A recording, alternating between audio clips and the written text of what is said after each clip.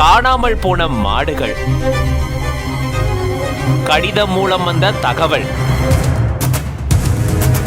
புளிய மரத்தடியில் காத்திருந்த பேரதிர்ச்சி. என்ன நடந்தது வாங்க விரிவா இந்த வீடியோல பார்க்கலாம்.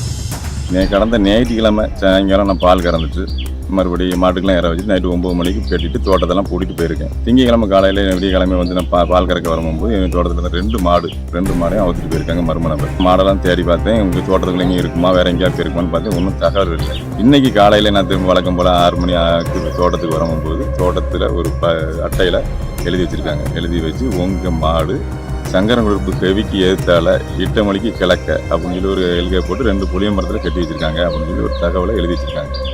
அதை நான் பார்த்து அதே போல் போய் பார்க்கும்போது அங்கே மாடு இருக்குது. மாடை கைப்பற்றி பஞ்சாயத்து தலைவர் மூலமாக அவங்களும் வந்திருந்தாங்க, பத்திரிகை போட்டு வந்திருந்தாங்க. அவங்க மூலமாக வந்து தோட்டத்தில் கட்டியாச்சு.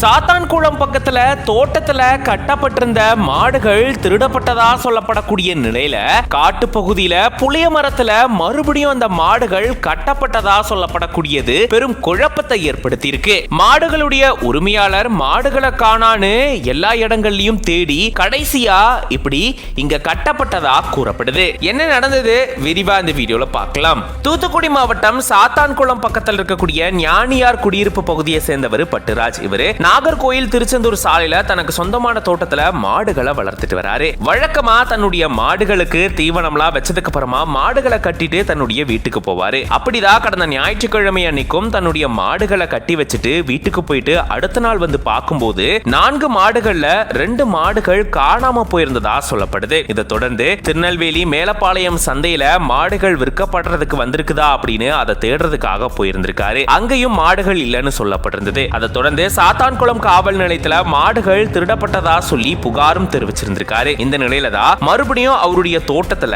சங்கரன் குடியிருப்பு கெபி முன்னாடி புளிய மரத்துல உங்களுடைய மாடுகள் கட்டப்பட்டிருக்கு அப்படின்னு வாசகம் எழுதப்பட்டதா கூறப்படுது. அந்த வாசகம் எழுதப்பட்டதா சொல்லப்படக்கூடிய இடத்துக்கு போயிட்டு அவர் பார்க்கும்போதுதான் புளிய மரத்துல 2 மாடுகளும் கட்டப்பட்டிருந்ததா கூறப்படுது. மாடுகளை நிஜமாலுமே யாராச்சும் திருடுனாங்களா இல்ல அங்க என்ன நடந்தது அப்படின்ற பெரும் குழப்பம் ஏற்பட்டிருக்கு. மாட்டுடைய உரிமையாளருமே குழப்பத்துல ஆழ்ந்திருக்காரு.